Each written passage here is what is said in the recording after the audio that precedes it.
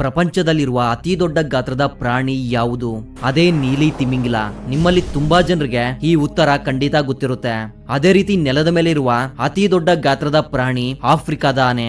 ನಿಮ್ಗೆ ಗೊತ್ತಾ, ಆಫ್ರಿಕಾದ ಆನೆಗಿಂತ ಸಮುದ್ರದಲ್ಲಿರುವ ಈ ನೀಲಿ ತಿಮಿಂಗಿಲ 12 ಪಟ್ಟು ದೊಡ್ಡದು. ಪ್ರಪಂಚದಲ್ಲಿರುವ 10 ಅತಿ ದೊಡ್ಡ ಪ್ರಾಣಿಗಳ ಲಿಸ್ಟ್ ಅನ್ನ ತಯಾರಿ ಮಾಡಿದ್ರೆ ಹೆಚ್ಚಾಗಿ ಸಮುದ್ರದಲ್ಲಿ ಜೀವಿಸುವ ಪ್ರಾಣಿಗಳೇ ಕಂಡು ಬರ್ತವೆ. ಆದ್ರೆ ಈ ರೀತಿ ಯಾಕೆ?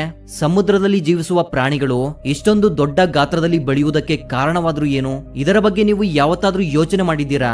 ಸಾಮಾನ್ಯವಾಗಿ ಸಮುದ್ರದ ಆಳದಲ್ಲಿ ತುಂಬಾನೇ ಹೆಚ್ಚು ಪ್ರೆಷರ್ ಇರುತ್ತೆ.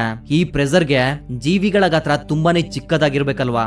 ಆದ್ರೆ ಸಮುದ್ರದ ಆಳದಲ್ಲಿ ಈ ಭಯಾನಕವಾದ ರಾಕ್ಷಸ ಜೀವಿಗಳು ಎವಾಲ್ವ್ ಆಗೋದಕ್ಕೆ ಹೇಗೆ ಸಾಧ್ಯ? ಇವತ್ತಿನ ವಿಡಿಯೋದಲ್ಲಿ ಇದ್ರ ಬಗ್ಗೆ ಕಂಪ್ಲೀಟ್ ಇನ್ಫಾರ್ಮೇಶನ್ ಅನ್ನ ತಿಳ್ಕೊಳ್ಳೋಣ ಬನ್ನಿ. ಫ್ರೆಂಡ್ಸ್, ವಿಡಿಯೋ ಸ್ಟಾರ್ಟ್ ಮಾಡೋದಕ್ಕೂ ಮೊದಲು ಒಂದು ಚಿಕ್ಕ ರಿಕ್ವೆಸ್ಟ್. 100K ಸಬ್ಸ್ಕ್ರೈಬರ್ಸ್ಗೆ ನಾವು ತುಂಬಾನೇ ಹತ್ತಿರದಲ್ಲಿ ಇದ್ದೀವಿ. ನೀವಿನ್ನೂ ನಮ್ಮ ಚಾನಲ್ಗೆ ಸಬ್ಸ್ಕ್ರೈಬ್ ಆಗಿಲ್ಲ ಅಂದ್ರೆ ತಪ್ಪದೇ ಸಬ್ಸ್ಕ್ರೈಬ್ ಮಾಡ್ಕೊಂಡು ಪಕ್ಕದಲ್ಲೇ ಬರುವ ಬೆಲ್ ನೋಟಿಫಿಕೇಶನ್ ಆನ್ ಮಾಡ್ಕೊಳ್ಳಿ. ಫ್ರೆಂಡ್ಸ್, ನೀವು ಗಮನಿಸಿದ್ರೆ ಸಮುದ್ರದ ಸರ್ಫೇಸ್ ಲೆವೆಲ್ ನಲ್ಲಿ ಜೀವಿಸುವ ಜೀವಿಗಳ ಸೈಜ್ ಗಿಂತ ಡೀಪ್ ಓಷನ್ ನಲ್ಲಿ ಅಂದ್ರೆ ಸಮುದ್ರದ ಆಳದಲ್ಲಿ ಜೀವಿಸುತ್ತಿರುವ ಜೀವಿಗಳ ಸೈಜ್ ಅನ್ನೋದು ಸಾಧಾರಣವಾಗಿ ಹೆಚ್ಚಾಗಿರುತ್ತೆ. ಯಾಕಂದ್ರೆ ಸಮುದ್ರದ ಸರ್ಫೇಸ್ ಲೆವೆಲ್ ನಲ್ಲಿರುವ ವಾತಾವರಣಕ್ಕೂ ಆಳವಾದ ಸಮುದ್ರದಲ್ಲಿರುವ ವಾತಾವರಣಕ್ಕೂ ತುಂಬಾನೇ ಹೆಚ್ಚು ವ್ಯತ್ಯಾಸವಿದೆ.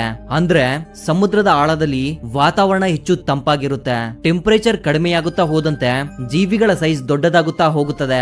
ಇದರ ಜೊತೆಗೆ ಸಮುದ್ರದ ಆಳದಲ್ಲಿರುವ ಹೆಚ್ಚು ಪ್ರಮಾಣದ ಆಕ್ಸಿಜನ್ ಕೂಡ ಇದಕ್ಕೆ ಮುಖ್ಯವಾದ ಕಾರಣವಾಗಿದೆ. ಇದಕ್ಕೆ ಒಂದು ಉದಾಹರಣೆಯನ್ನ ಕೊಡ್ತೀನಿ ನೋಡಿ. ಸಾಧಾರಣವಾಗಿ ಸಮುದ್ರದಲ್ಲಿರುವ ಸ್ಪೈಡರ್ಗಳು ಸರ್ಫೇಸ್ ಲೆವೆಲ್ ನಲ್ಲಿ ಹೆಚ್ಚಾಗಿ ಕಾಣಿಸುತ್ತವೆ. ಇವುಗಳಲ್ಲಿ 1300 ಜಾತಿಯ ಸ್ಪೈಡರ್ ಗಳನ್ನ ನಾವು ನೋಡಬಹುದು. ಇವುಗಳ ಸೈಜ್ ಅನ್ನೋದು ಸಾಧಾರಣವಾಗಿ 0.04 ಇಂಚಸ್ ಇಂದ 20 ಇಂಚಿನವರೆಗೂ ಬೆಳೆಯುತ್ತವೆ. ಅಂದ್ರೆ 1 mm ಇಂದ 50 ಸೆಂಟಿಮೀಟರ್ ವರೆಗೂ. ಅದೇ ಆಳವಾದ ಸಮುದ್ರದಲ್ಲಿ ಜೀವಿಸುತ್ತಿರುವ ಸ್ಪೈಡರ್ ಗಳು ಹೆಚ್ಚು ಕಡಿಮೆ 3 ಅಡಿಗಳಷ್ಟು ಉದ್ದವಾಗಿ ಬೆಳೆಯುತ್ತವೆ. ಇದಕ್ಕೆ ಕಾರಣ ಹೆಚ್ಚು ತಂಪಾಗಿರುವ ನೀರಿನಲ್ಲಿ ಹೆಚ್ಚು ಆಕ್ಸಿಜನ್ ಇರೋದು. ನಿಮ್ಗೆ ಗೊತ್ತಾ, ಪ್ರಸ್ತುತ ಸಮುದ್ರದಲ್ಲಿರುವ ಅತಿ ದೊಡ್ಡ ಗಾತ್ರದ ಜೀವಿಗಳು 66 ಮಿಲಿಯನ್ ವರ್ಷಗಳ ಹಿಂದೆ ಅಸ್ತಿತ್ವದಲ್ಲೇ ಇರಲಿಲ್ಲ.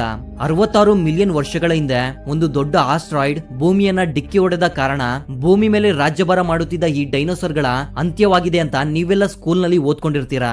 ಈ ಆಸ್ಟ್ರಾಯ್ಡ್ ಡಿಕ್ಕಿ ಹೊಡೆದ ನಂತರವೇ ಸಮುದ್ರದಲ್ಲಿ ಈ ಭಾರಿ ಗಾತ್ರದ ರಾಕ್ಷಸ ಜೀವಿಗಳ ಜನನ ಶುರುವಾಗುತ್ತೆ. ಇದನ್ನ ನಂಬುವುದಕ್ಕೆ ನಿಮ್ಗೆ ಸ್ವಲ್ಪ ಕಷ್ಟವಾಗಬಹುದು, ಆದ್ರೂ ನಂಬಲೇಬೇಕು. ಯಾಕಂದ್ರೆ ಕೆಲವು ರಿಸರ್ಚ್ ಗಳ ಮೂಲಕ ಇದನ್ನ ಪ್ರೂವ್ ಮಾಡಲಾಗಿದೆ. ಫ್ರೆಂಡ್ಸ್, ಇವತ್ತು ನಿಮ್ಗೆ 8888 ರೂಪಾಯಿಯನ್ನ ಗೆಲ್ಲುವ ಚಾನ್ಸ್ ಕೊಡುವ ಆಪ್ ಬಗ್ಗೆ ನಿಮ್ಗೆ ತಿಳಿಸ್ಕೊಡ್ತೀನಿ. ಆ ಆಪ್ ಹೆಸರು ಬೆಟ್ ವಿಸಾ. ಈ BetVisa 500 sign up bonus ಅನ್ನ ಕೊಡುತ್ತೆ. ಬೆಸ್ಟ್ ಪಾರ್ಟ್ ಏನಂದ್ರೆ ನನ್ನ ಪ್ರೋಮೋ ಕೋಡ್ think24 ಅನ್ನ ಬಳಸಿದ್ರೆ 5 ಫ್ರೀ ಸ್ಪಿನ್ ಸಿಗುತ್ತೆ. ಅಂದ್ರೆ ಡಿಪಾಸಿಟ್ ಮಾಡ್ದೇನೆ ಚಾನ್ಸ್ ಅನ್ನ ಡಬಲ್ ಮಾಡ್ಕೊಳ್ಬಹುದು. ಇದರಿಂದ ಬೇಗ ಸೈನ್ ಅಪ್ ಆಗಿ ಬೆಟ್ ವಿಸಾದಲ್ಲಿ ಸ್ಪೋರ್ಟ್ಸ್ ಟ್ರೇಡಿಂಗ್ ಮಾಡಬಹುದು ಹಾಗೂ ಫ್ರೀ ಆಗಿ ಲೈವ್ ಮ್ಯಾಚಸ್ ಅನ್ನ ಕೂಡ ನೋಡಬಹುದು. ಕ್ಯಾಸಿನೋ ಆಡಿ ಹೆಚ್ಚು ಹಣವನ್ನ ಕೂಡ ಗೆಲ್ಲಬಹುದು. ನೀವು ಯಾರಿಗಾದ್ರೂ ಬೆಟ್ ವಿಸಾನ ರೆಫರ್ ಮಾಡಿದ್ರೆ ಇಬ್ಬರು ಕೂಡ 300 ರೂಪಾಯಿಯನ್ನ ಗೆಲ್ಲಬಹುದು. ಅದು ಕೂಡ ಅನ್ಲಿಮಿಟೆಡ್ ಆಗಿ 24 ಗಂಟೆ ವಿತ್ಡ್ರಾ ಹಾಗೂ ಡಿಪಾಸಿಟ್ ಅನ್ನ ಮಾಡಬಹುದು. ಮಿನಿಮಮ್ ಡಿಪಾಸಿಟ್ 100 ರೂಪಾಯಿ, ಮಿನಿಮಮ್ ವಿತ್ಡ್ರಾ ಬಂದು 1000 ರೂಪಾಯಿ. ಆವಿಯೇಟರ್ ಗೇಮ್ ಕಾಂಟೆಸ್ಟ್ ಜಾಯ್ನ್ ಆಗಿ 1 ಕೋಟಿ ಗೆಲ್ಲಬಹುದು. IPL 2024 ನಲ್ಲಿ ಡಿಪಾಸಿಟ್ ಮಾಡಿ ಮಾಲ್ಟಾಗಿ ಟ್ರಿಪ್ ಅನ್ನ ಕೂಡ ಗೆಲ್ಲಬಹುದು. IPL mega cricket carnival join ಆಗಿ 1,50,00,000 ಗೆಲ್ಲಬಹುದು. ಹಾಗೂ IPL ಸೋಷಿಯಲ್ ಮೀಡಿಯಾ ಕಾಂಟೆಸ್ಟ್ ನ ಫೇಸ್ಬುಕ್, ಇನ್ಸ್ಟಾಗ್ರಾಮ್ ನಲ್ಲಿ ಜಾಯ್ನ್ ಆಗಿ 500 ಬೋನಸ್, 10 ಫ್ರೀ ಸ್ಪಿನ್ಸ್ ಹಾಗೂ 8,888 ಅನ್ನ ಗೆಲ್ಲಬಹುದು. IPL ಟರ್ನ್ ಓವರ್ ಬೊನಾಂಜಾ ಜಾಯ್ನ್ ಆಗಿ ಟರ್ನ್ ಓವರ್ ಕಂಪ್ಲೀಟ್ ಮಾಡಿ ಫ್ರೀ ಬೋನಸ್ ಅನ್ನ ಗೆಲ್ಲಿ. ಡೈಲಿ ರಿಬೇಟ್ಸ್ ಹಾಗೂ ಕ್ಯಾಶ್ ಬ್ಯಾಕ್ ಇರುತ್ತೆ. 24/7 ಕಸ್ಟಮರ್ ಸಪೋರ್ಟ್ ಕೂಡ ಇರುತ್ತೆ. ಇದು 100% ಸೇಫ್ ಅಂಡ್ ಸೆಕ್ಯೂರ್ ಆಗಿದೆ. ಸೊ ಸೈನ್ ಅಪ್ ಆಗಿ 500 ಸೈನ್ ಅಪ್ ಬೋನಸ್ ಅನ್ನ ಪಡೆಯಿರಿ. ನನ್ನ ಪ್ರೋಮೋ ಕೋಡ್ think24 ಅನ್ನ ಬಳಸಿ 8,888 ಅನ್ನ ಗೆಲ್ಲಿ. ಹಾಗೂ IPL ಮೆಗಾ ಕ್ರಿಕೆಟ್ ಕಾರ್ನಿವಲ್ ನಲ್ಲಿ ಜಾಯ್ನ್ ಆಗಿ 1,50,00,000 ಗೆಲ್ಲಿ. ಹಿಂದಿನಿಂದ 66 ಮಿಲಿಯನ್ ವರ್ಷಗಳ ಹಿಂದೆ ಚಿಕ್ಸುಲುಬಾನು ಆಸ್ಟ್ರಾಯ್ಡ್ ಭೂಮಿಯನ್ನ ಡಿಕ್ಕಿ ಹೊಡೆದ ತಕ್ಷಣ ಭೂಮಿಯ ಮೇಲಿನ ಟೆಂಪರೇಚರ್ ದಿಢೀರನೆ ಹೆಚ್ಚಾಗುತ್ತಾ ಹೋಗುತ್ತಿದೆ. ಜೊತೆಗೆ ಸಮುದ್ರದ ಸರ್ಫೇಸ್ ಲೆವೆಲ್ ಕೂಡ ತುಂಬಾನೇ ಹೆಚ್ಚು ಬಿಸಿಯಾಗಿದೆ. ಇದರಿಂದ ಬೇರೆ ದಾರಿ ಇಲ್ಲದೆ ಸರ್ಫೇಸ್ ಲೆವೆಲ್ ನಲ್ಲಿ ಜೀವಿಸುತ್ತಿದ್ದ ಜೀವಿಗಳೆಲ್ಲ ತಮ್ಮ ಪ್ರಾಣವನ್ನ ಕಾಪಾಡಿಕೊಳ್ಳಲು ಸಮುದ್ರದ ಆಳಕ್ಕೆ ಓಡಿ ಹೋಗ್ತವೆ. ಈಗ ಸಮುದ್ರದ ಎಲ್ಲಾ ಜೀವಿಗಳು ಒಂದೇ ಒಂದು ಪ್ರದೇಶದಲ್ಲಿವೆ. ಅಂದ್ರೆ ಆಹಾರಕ್ಕಾಗಿ ಸಮುದ್ರದ ಜೀವಿಗಳ ಮಧ್ಯೆ ಒಂದು ದೊಡ್ಡ ಯುದ್ಧವೇ ಶುರುವಾಗುತ್ತೆ. ಬೇಟೆಯಾಡುವ ಜೀವಿಗಳಿಂದ ತಪ್ಪಿಸಿಕೊಳ್ಳಲು ಸಮಯ ಕಳೆದಂತೆ ತಮ್ಮ ದೇಹದಲ್ಲಿ ಹಲವಾರು ಬದಲಾವಣೆಗಳನ್ನ ಮಾಡಿಕೊಳ್ತವೆ. ಮೊದಲಿಗೆ ಅವುಗಳ ಚರ್ಮದ ಬಣ್ಣ ಕೆಂಪಾಗುತ್ತೆ. ಯಾಕಂದ್ರೆ ಸಮುದ್ರದ ಆಳದಲ್ಲಿ ಕೆಂಪು ಬಣ್ಣ ಕಾಣಿಸೋದಿಲ್ಲ. ಇದರಿಂದ ಬೇಟೆಯಾಡುವ ಜೀವಿಗಳ ಕಣ್ಣಿಗೆ ಕೂಡ ಈ ಜೀವಿಗಳು ಕಾಣಿಸೋದಿಲ್ಲ.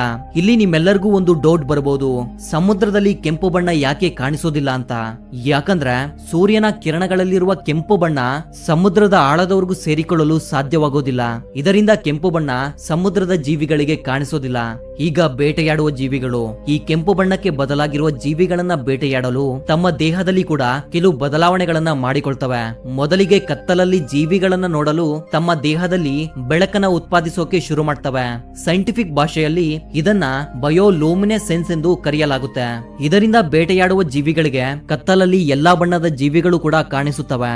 ಈಗ ಬೇಟೆಯಾಡುವ ಜೀವಿಗಳಿಂದ ತಮ್ಮ ಪ್ರಾಣವನ್ನ ಕಾಪಾಡಿಕೊಳ್ಳಲು ಒಂದು ಅದ್ಭುತವಾದ ಬದಲಾವಣೆಯನ್ನ ತಮ್ಮ ದೇಹದಲ್ಲಿ ಮಾಡಿಕೊಳ್ತವೆ.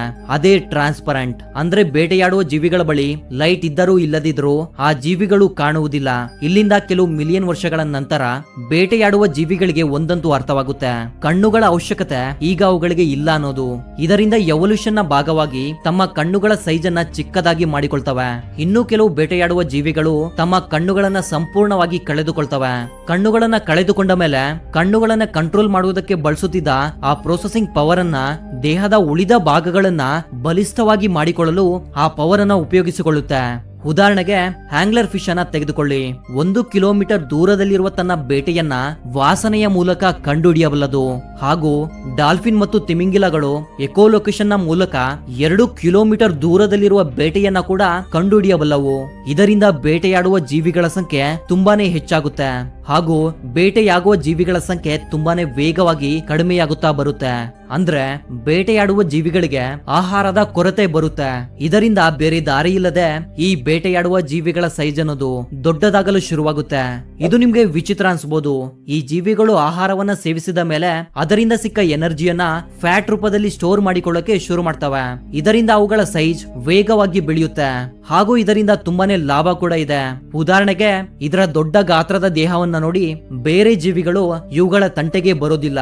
ಜೊತೆಗೆ ಹೆಚ್ಚು ಫ್ಯಾಟ್ ಇರೋದ್ರಿಂದ ಆಳವಾದ ಸಮುದ್ರದಲ್ಲಿರುವ ತಂಪಾದ ನೀರಿನಿಂದ ಸರ್ವೈವ್ ಆಗುವುದಕ್ಕೆ ಇದು ತುಂಬಾನೇ ಯೂಸ್ ಆಗುತ್ತೆ. ಹಾಗೂ ಕೆಲವು ದಿನಗಳ ಕಾಲ ಆಹಾರವಿಲ್ಲದೆ ಇವು ಜೀವಿಸಬಲ್ಲವು. ಈಗ ಸಮುದ್ರದ ಆಳದಲ್ಲಿರುವ ರಹಸ್ಯವಾದ ಜೀವಿಗಳ ಬಗ್ಗೆ ತಿಳ್ಕೊಳ್ಳೋಣ ಬನ್ನಿ. Vampire squid. ಈ ಜೀವಿ ನೋಡುವುದಕ್ಕೆ ತುಂಬಾನೇ ಭಯಂಕರವಾಗಿದೆ ಅಲ್ವಾ? ಈ ಭಯಾನಕವಾದ ರೂಪದಿಂದಾನೇ ಈ ಜೀವಿಗೆ ವ್ಯಾಂಪೈರ್ ಸ್ಕ್ವಿಡ್ ಅನ್ನುವ ಹೆಸರನ್ನ ಇಡಲಾಗಿದೆ. ಇದರ ಸೈಂಟಿಫಿಕ್ ನೇಮ್ ಬಂದು ವ್ಯಾಂಪೈರಿಯೋಥಿಯತಿಸ್ ಇನ್ಫ್ರನೈಲ್ಸ್. ಹೆಚ್ಚು ಕಡಿಮೆ ಈ ಸ್ಕ್ವಿಡ್ 30 ಸೆಂಟಿಮೀಟರ್ ಉದ್ದ, 0.9 kg ತೂಕವನ್ನ ಹೊಂದಿರುತ್ತೆ ಹಾಗೂ 600 ರಿಂದ 900 ಮೀಟರ್ ಆಳವಾದ ಸಮುದ್ರದಲ್ಲಿ ಈ ಜೀವಿ ಜೀವನ ಮಾಡುತ್ತೆ. ಇದು ಎಷ್ಟೊಂದು ಅಪಾಯಕಾರಿಯಾದ ಪ್ರದೇಶ ಅಂದ್ರೆ ಒಂದು ಅಡ್ವಾನ್ಸ್ಡ್ ಸಬ್ಮೆರಿನ್ ಸಹಾಯವಿಲ್ಲದೆ ಈ ಪ್ರದೇಶಕ್ಕೆ ಮನುಷ್ಯರು ಹೋಗುವುದು ಇಂಪಾಸಿಬಲ್. ಕೆಲವು ಮಿಲಿಯನ್ ವರ್ಷಗಳಿಂದ ಸನ್ಲೈಟ್ ನ ಅವಶ್ಯಕತೆ ಬೀಳದೆ ಸಮುದ್ರದ ಆಳದಲ್ಲಿ ಜೀವಿಸುತ್ತಿದೆ. ಇದು ನೋಡುವುದಕ್ಕೆ ಭಯಾನಕವಾಗಿರ್ಬೋದು, ಆದ್ರೆ ಈ ಜೀವಿಯನ್ನ ನೋಡಿ ನೀವು ಹೆದರಿಕೊಳ್ಳುವ ಅವಶ್ಯಕತೆ ಇಲ್ಲ. ಇದರ ಹೆಸರಲ್ಲಿ ವ್ಯಾಂಪೈರ್ ಇರ್ಬೋದು, ಆದ್ರೆ ಇದೊಂದು ಸಸ್ಯಾಹಾರಿ ಜೀವಿ. ನಂಬೋದಕ್ಕೆ ಕಷ್ಟವಾದ್ರೂ ಕೂಡ ಇದು ನಿಜ. ಕೊಲೋಸಲ್ ಸ್ಕ್ವಿಡ್. ಈ ಕೊಲೋಸಲ್ ಸ್ಕ್ವಿಡ್ ಸೈಜ್ ನಲ್ಲಿ 14 ರಿಂದ 15 ಮೀಟರ್ ಉದ್ದವಾಗಿರುತ್ತೆ. ಅಂದ್ರೆ ಬರೋಬ್ಬರಿ ಒಂದು ಬಸ್ ನ ಸೈಜ್ ನಲ್ಲಿ ಇರುತ್ತೆ ಹಾಗೂ ಇದರ ತೂಕ 500 ರಿಂದ 700 kg. ಅಷ್ಟೇ ಅಲ್ಲ, ವ್ಯಾಂಪೈರ್ ಸ್ಕ್ವಿಡ್ ಗಿಂತ 2 ಪಟ್ಟು ಹೆಚ್ಚು ಆಳದಲ್ಲಿ ಅಂದ್ರೆ 2000 ಮೀಟರ್ ಆಳದಲ್ಲಿ ಇದು ಜೀವಿಸುತ್ತೆ. ಹಾಗಂತ ಇದು ಕೂಡ ಸಸ್ಯಾಹಾರಿ ಅಲ್ಲ, ಇದೊಂದು ಮಾಂಸಾಹಾರಿ. ಸಮುದ್ರದಲ್ಲಿರುವ ದೊಡ್ಡ ದೊಡ್ಡ ಮೀನುಗಳನ್ನ ಹಾಗೂ ಚಿಕ್ಕ ಚಿಕ್ಕ ಸ್ಕ್ವಿಡ್ ಗಳನ್ನ ಕೂಡ ಬೇಟೆಯಾಡುತ್ತೆ. ಇದು ತುಂಬಾನೇ ಸೋಂಬೇರಿಯಾದ ಜೀವಿ. ಅಂದ್ರೆ ಇದು ಬೇಟೆಯನ್ನ ಹುಡ್ಕೊಂಡೋಗಿ ಬೇಟೆಯಾಡೋದಿಲ್ಲ, ಇದರ ಹತ್ತಿರಕ್ಕೆ ಬರುವ ಜೀವಿಗಳನ್ನ ಮಾತ್ರವೇ ಇದು ಬೇಟೆಯಾಡುತ್ತೆ. ಈಗ ಹೇಳುವ ಫ್ಯಾಕ್ಟ್ ಅನ್ನ ಕೇಳಿದ ಮೇಲೆ ಖಂಡಿತ ನೀವು ಆಶ್ಚರ್ಯ ಪಡ್ತೀರಾ. ಅದೇನಂದ್ರೆ ಇಷ್ಟೊಂದು ದೊಡ್ಡ ಗಾತ್ರದಲ್ಲಿರುವ ಜೀವಿಗೆ ಒಂದು ದಿನಕ್ಕೆ ಕೇವಲ 0.03 kg ಆಹಾರ ಸಿಕ್ಕರೆ ಸಾಕು. ಅಂದ್ರೆ ಒಂದು ಬಾರಿ 100 kg ಆಹಾರವನ್ನ ತಿಂದ್ರೆ ಬರೋಬ್ಬರಿ 200 ದಿನಗಳ ಕಾಲ ಯಾವುದೇ ಆಹಾರವಿಲ್ಲದೆ ಆರಾಮಾಗಿ ಜೀವಿಸುತ್ತೆ. ಈ ಕೊಲೋಸಲ್ ಸ್ಕ್ವಿಡ್ ನ ಬಗ್ಗೆ ಇನ್ನೊಂದು ಅಮೇಜಿಂಗ್ ಆದ ಫ್ಯಾಕ್ಟ್ ಏನಂದ್ರೆ ಇದರ ಕಣ್ಣುಗಳು. ಹೌದು, ಇದರ ಕಣ್ಣುಗಳ ಸೈಜ್ ಬಂದು 27 ರಿಂದ 30 ಸೆಂಟಿಮೀಟರ್ ನಷ್ಟು ದೊಡ್ಡದಾಗಿರುತ್ತೆ. ಅಂದ್ರೆ ಆಲ್ಮೋಸ್ಟ್ ಒಂದು ಊಟದ ಪ್ಲೇಟ್ ನಷ್ಟು ದೊಡ್ಡದು. ಇಲ್ಲಿಯವರೆಗೂ ಮನುಷ್ಯನ ಕಣ್ಣಿಗೆ ಕಾಣಿಸಿಕೊಂಡ ಪ್ರಾಣಿಗಳಲ್ಲಿ ಪ್ರಪಂಚದಲ್ಲಿ ಅತ್ಯಂತ ದೊಡ್ಡ ಕಣ್ಣು ಇರುವ ಪ್ರಾಣಿ ಇದು.